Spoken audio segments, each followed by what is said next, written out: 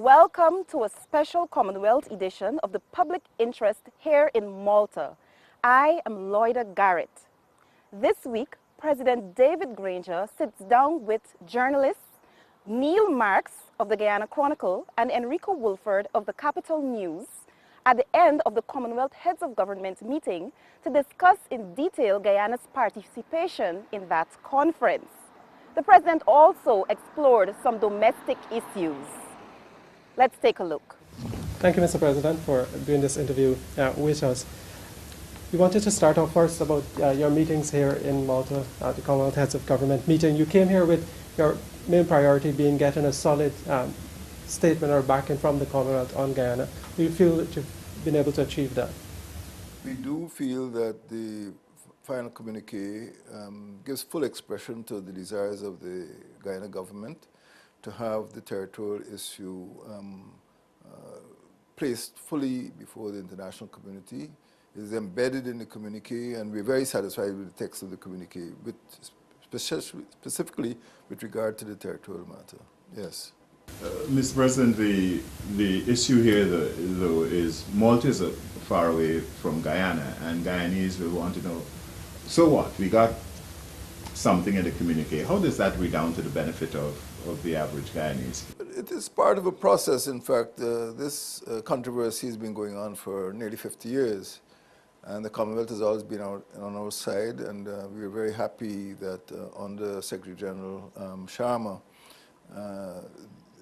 prominence has been given to not only the Guyana controversy, but also Belize and Cyprus.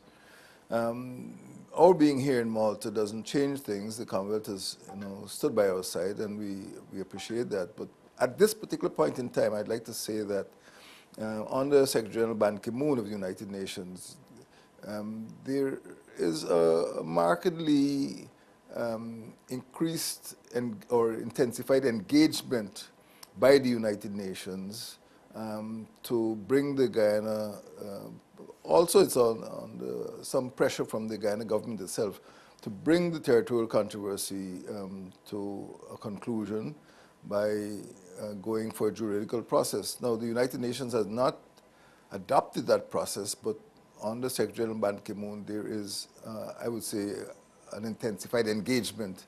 And we're moving much further along the road, much more quickly along the road to that conclusion. So I would say that what happened here in Malta complements what is taking place at the United Nations. So the two Secretary Generals together, I think, have made a contribution to the eventual resolution of the matter within the limits of the of the two organizations. But what's in it for the average Guyanese? What will happen if we get all these things settled? Guyanese can be satisfied that this year the process has moved closer to finality than it has for several years. And I would thank both the United Nations Secretary General and the Commonwealth Secretary General for helping to advance the process, particularly over the last 6 months. That's what Guyanese can look forward to. If we maintain this pattern and this pace, I think they can see the controversy coming to a satisfactory conclusion within the next 3 years or so. I'm very happy with the way the process is moving now. Mr. President, I want to take you to the text of the communique when it says that heads express their full support for the United Nations Secretary General to choose a means of settlement in keeping with the provisions of the Geneva Agreement of 1966 to bring the controversy to a definitive end. Do you sense that the heads supported you in your position for there to be a juridical settlement as the definitive end to this controversy? No, I believe that the communique expresses what the heads wanted. That is, the process is in the hands of the Secretary General, and Guyana and the heads express satisfaction with the way the process is going. I don't want to speak beyond that. You have spoken about the pace of the UN process at the moment, but that pace is still taking place at a time when Venezuela continues to threaten companies in Guyana, the last one being the mining company. What do you make of that? How do you get them to stop? Venezuelan threats have not slowed the pace. What has happened is Secretary General Ban Ki-moon, at least since July, has been more directly involved As you know, several teams came down on his behalf, on behalf of the Secretary General's office, to conduct meetings with us and also investigations. So I would say that this did not happen year before the last or last year. So what has happened has brought us closer to finality than before. So I would say that without the Secretary General's interests and level of engagement, we would not have been in this position today. We have made progress this year. I'm very satisfied about that. Were you able to meet him, the Secretary General of the United Nations here, and were there any talk? I was able to speak with him, and he is aware of my thoughts. As you know, there has been a little change in his office. The chef de cabinet was the lead person who came to us twice. But as a result of the elections in another country, she has changed appointment, and he's made a new appointment to chef de cabinet. But I would say the engagements are fruitful. And I haven't met him personally, but except to stand up and exchange some views. And he knows what he's talking about. He's fully aware of the Guyana situation. And I'm convinced that even in our brief encounter, he remains committed to moving the process forward quickly. He's moved on to Paris for the climate change conference that begins this week. Why are you not going? Well, it's a personal decision for me. I have had very long engagements out of the country, particularly my visit to Saudi Arabia, which was important, and my visit here, which is also very important. And I believe that I had better spend some time at home. It is a personal decision I had to make. I would have liked to go to Paris, but it is difficult for me to spend that amount of time out of the country at this, right now. There are things at home that need my attention. I had to make a decision, a difficult decision, but I do believe it's in the national interest. Do you consider the climate change summit important? It is very important for very many reasons. Guyana is under threat of rising sea levels. Guyana has a coastal zone management problem. We have a commitment to Norway under the GRIFF scheme. We have adopted more or less the low carbon development strategy. So we are committed to climate change, and it is an important part of our agenda for the next 5 years. So I'd have liked to be there, but I can't be everywhere, and the foreign ministry team also has engagements. But we are assured that the interests of the country will be adequately represented in Paris. I can't be everywhere, and I have made a decision. I've made a choice. But many countries in the world will be there. I thought that maybe at this time it would have been possible. But even here at the Commonwealth Heads of Government, it is realized that there are too many international meetings taking place in the last quarter of the year. And in fact, this very head of government meeting made a decision to shift the time that heads of government meetings take place in future years because of the congestion. I really am confident that Guyana's interests will be represented, and I just can't be there myself. Mr. President, you also came here to the Commonwealth Heads of Government meeting to get a recommitment on Iokrama. The heads have agreed to help Iokrama put together a business plan that would ensure its sustainability. Are you satisfied with that? As you know, the entire project was almost a gift to the Commonwealth. We are not satisfied with the level of funding at present. As you know, Iokrama is bigger than the island of Malta. It's a big project, but it's an international project. It's impossible for Guyana on its own to sustain such a project. We have had some bilateral meetings with some other states in which we sought a commitment to support that project. It's important not only for Guyana, it's important for the entire South American continent, I would say for the world. I cannot use the word like satisfied, but what I would say is that our diplomats will continue to work to make sure that the integrity of the project, the sustainability of the project is not jeopardized. And on another question on the environment, here in Malta also was agreed the creation of a, can't remember the word now, I believe a climate action hub that will help countries to unlock financial resources for climate projects. Is that something Guyana would be looking to tap into? Guyana is, as I said, it may sound like a strong word. We are under threat, or at least some level of risk. You may not want to call it a threat, because of our low-lying coastal zone. Sometimes we speak of small islands and being threatened by sea level rises, but Guyana is also threatened, although it's not an island. We have to continue to be engaged with any forum, any mechanism for alleviating the adverse impact of climate change. So whether it's the forest or whether it's the coastal zone or anything to do with changing weather patterns, Guyana cannot afford at this point in time to disengage. So yes, the answer is yes. Right. The getting the Norway funds has proven to be problematic over the years, and part of that problem has been the fact that maybe in the climate office it does not have the personnel to put together the project so that those funds could flow more readily. Is that something that you're working on?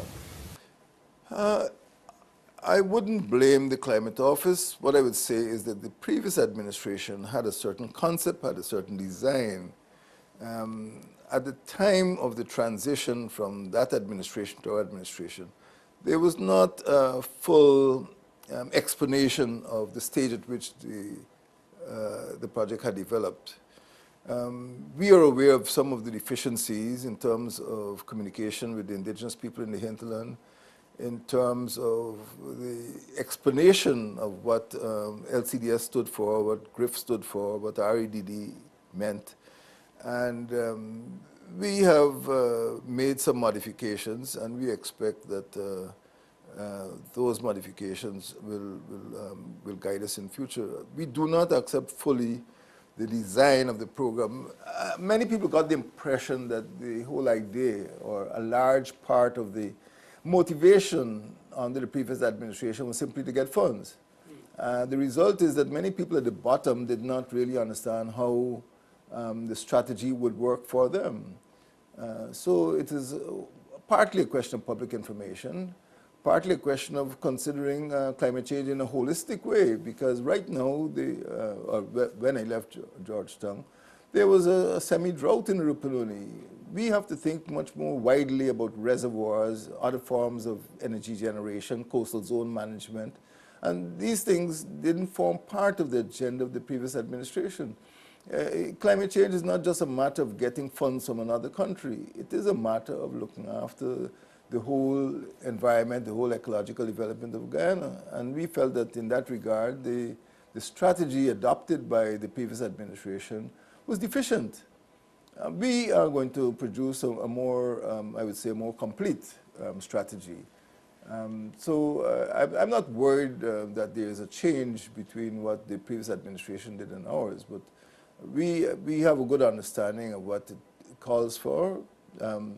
We have to provide water supplies in Rupununi. We have to ensure that the sea defenses are intact. We have to ensure that there are strategies for generating energy, that there are strategies for developing a truly green economy. I mean, the previous administration never even used the word green economy. You know, it's just LCDS and funds. That's all it was. But now we're talking about the real green economy, of which LCDS will be part. We're the first people to speak about that. You haven't changed or modified the leadership in the climate change office much at the administrative presidency, have you? Why not? We have modified the policy. We have modified the policy. As I said, we are looking at a more holistic policy that would incorporate a complete green economy, and that's what we're working towards. So you don't think it is necessary? There have been some changes, which I don't want to discuss, but there have been some changes in personnel, yes. There have been changes. It is not, and climate change is not a money-making venture. It's not a device to get money from one country and simply transfer it. It is a means of transforming the economy. It's not a transfer of funds. And I think that is, it's a whole conceptual difference we're talking about. Sir, if I could ask you one more question here in Malta. When you talk about coastal zone management, what do you have in mind other than fixing the seawalls and restoring mangroves? Well, the entire coast, you know, literally from the region 1 to region 6 is relatively fragile. It is vulnerable to rising sea levels, and there are some areas in the Essequibo Islands, for example, which are vulnerable, more vulnerable than others. And it does involve mangrove, it does involve protection of those low-lying areas. It does involve defense against erosion. But at the same time, you have to look at what is happening in the great reservoirs which lie behind that coastal zone, you know, the East Demerara Water Conservancy, Burriseri, Tapakoma, and those areas. So it's a whole area that is simply the agricultural heartland of Guyana. Water control is essential to agriculture in Guyana. And when we speak of coastal zone management, it's not just the foreshore. We're talking about the entire coastline. Very good. Thank you for those answers, Mr. President, on your issues here in Malta. We have other questions. Also, I want to stick on climate change on domestic affairs. The former president, Mr. Jagdeo, has said that Minister Trotman is not a good representative or not the best representative for Guyana at the Paris summit. What do you make of that? Mr. Trotman probably say the same thing about Mr. Jagdeo. I do not believe it's a fair comment. Mr. Jagdeo, as you know, was deeply involved in climate change for several years. No one doubts that he has a constituency in the international community, but I do believe that former presidents should be more prudent in their remarks. I think it's an unfair criticism, even before Mr. Trotman goes to Paris to make that type of allegation. It's very unhelpful. Guyana has several challenges, and I think the attitude or the perception by other countries that Guyana has a united front, that we're singing from the same song sheet, would better serve our national interests. I think Mr. Jagdeo's comments are unhelpful. And we met him before. He knows our contact numbers, and if he has a strong view, we can meet and sit down and discuss it, and we can we are an inclusionary government, an inclusive government, and we're prepared to sit down and benefit from his experience. But to stay afar off and start to attack representatives of the present government is not the behavior you expect of a former head of state. I had to make similar comments about Mr. Ramatara talking about defense. We're not at war with the PPP, we're not at war with the administration, and we were the ones who held out a hand of friendship, and I would welcome Mr. Jagdeo sitting down and giving us the sort of brief that I feel the new government is entitled to. But his comments from Mr. Trotman are misplaced and unfair. You think his comments on the ExxonMobil issue with regard to an advance on major projects and super projects might also be unfair? The question of an advance is not a position that was taken by the cabinet, and I would not want to make a comment on that. The cabinet has not taken that line. We are aware of the progress being made by ExxonMobil. We do have a concept of sovereign wealth fund, but I read of the comment, but it is not a position that was taken by the government, and I wouldn't want to make a further comment on that. We have not made that approach to ExxonMobil. We are not inclined to make these great strategic moves without consultation at cabinet level. It was the ministers thinking aloud? We have not discussed it at cabinet. So it was the minister thinking aloud? We have not discussed the matter at cabinet. Sir, your government at this point in time is also being accused of corruption. I'm talking in particular about the specialty hospital project and the handing of the contract to Feathers Lloyd without a public tendering process. What do you say to that? I don't know who in Guyana could make such an accusation, because when the matter came up before the 10th Parliament, it was discussed exhaustively.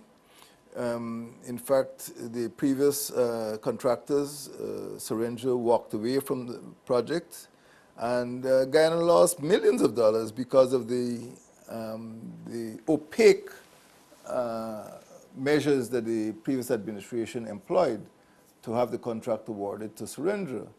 So when we took over, the project was virtually abandoned, and we had to renegotiate with India through the Indian High Commission to have the process restarted. So again, that is completely out of place, the criticism, and I'm satisfied that Feathers Lloyd, which is one of the original bidders, was given the contract, and this is what the Minister of Finance pointed out, under transparent conditions. What are those transparent conditions? Because there was no public request for the project. Feathers Lloyd was even asked to evaluate the progress of the project at this time. Why that, and why not an independent assessment of where the project is at this point in time? Well, I cannot answer in detail, but I know they were one of the original bidders, and I think it was on the basis of the original bid that the present award was made. That is my understanding.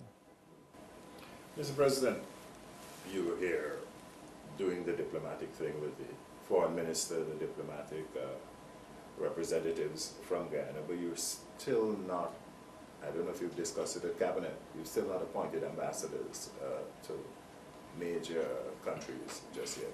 What's going on with that? Well, the foreign minister is fully aware of what is going on. He has already written to the ambassadors who were in office at the time of the change in administration. The selection process is a very detailed one because we're looking for a variety of, I would say, qualities. Certainly we have to put experienced people because we want to build a foreign service that is based on a core of professionals, but at the same time experience. We don't want to appoint persons who are simply political hacks or who are going to remain there for 19 or 20 years as the previous administration did. And we want people who can advance Guyana's economic interests. And we're not only looking at filling the slots which existed before, but we're looking to see whether new positions are necessary in order to advance Guyana's strategic and national interests. So a review, it's not just a matter of removing one person and putting another, it's a matter of reviewing or re-evaluating Guyana's foreign policy for the next 5 years and beyond. So we have done substantial work on that, and I expect that during the course of December, you're going to get announcements. But I would say that the consideration of the possible appointees has reached a very, we've gone very far away, and an announcement should be made in December. But we don't want to rush it because we want competent and experienced people. Mr. President, security remains a concern in Guyana. Security officials have been quoted as saying that there's no spiral, there's no increase in crime. But at mid-November, statistics showed a 22% increase. You have said that you're working on getting crime under control in 6 months, but a lot can happen in 6 months. What can Guyanese be assured of to feel safe in their homes? That was one of your platform promises. Well, first of all, the crime that you're seeing in Guyana today is in every respect a legacy of the damage which was done to the Guyana police force in particular since 1999. I can show you the number of interventions, particularly by the British government, the DFID, and also by individual police organizations. I can show you the reports of commissions. I can show you consultancy studies which were done. I myself participated in the Discipline Forces Commission. The previous administration methodically and systematically ignored recommendations for over 15 years. What we're seeing now is a legacy. It is impossible for us it would have been impossible for us to turn around what occurred. Over the last 6 months, what had been occurring over the last 16 months. The police force is badly damaged. It was underfunded, under-equipped, the members were underpaid and undermotivated. Many of them ended up before the courts. We are now trying to correct the damage which has been done, and I expect that things will get better in the fullness of time. We have already approached the British government. I personally spoke with Mr. David Cameron, the British Prime Minister, to restore the Security Sector Reform Action Plan. So these are things which are in train. We hope to have a better equipped, better trained, better paid police force next year.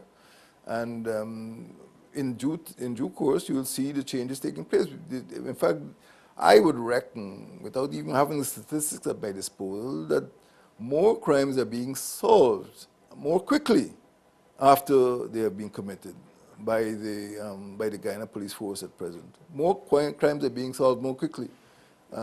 So we need to have assets, for example, aircraft, to do patrols along the coastline. We need to have all-terrain vehicles to patrol the hinterland. Horses are being moved into the Rupununi. You may not know this. The commander of F Division is being moved from Rabbit Walk in Ivleary to live and work at Bartica. Changes are taking place. Every single week I meet with the commissioner and the Minister for Public Safety on the new committee called the National Security Committee.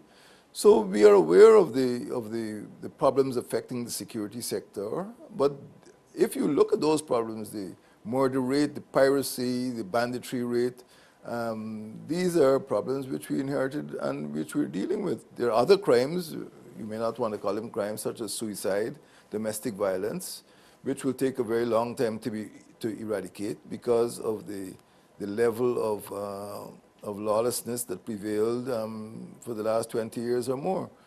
But again, it calls for partnership with the public, with families, with non-governmental organizations, with religious organizations, in order to give the young Guyanese, the people who are tempted to hurl themselves off of Kaichor, some reason for hope in the future of the countries. It was quite understandable that coming out of the period of 23 years under the PPP, we'd have this situation. But more than ever before, measures are being taken at the international level, at the internal level of the police force. More personnel are being put into CID, and we'll bring crime under control. Thank you for joining us for this special edition of the Public Interest here in Malta. Join us next time when we return to our regular programming.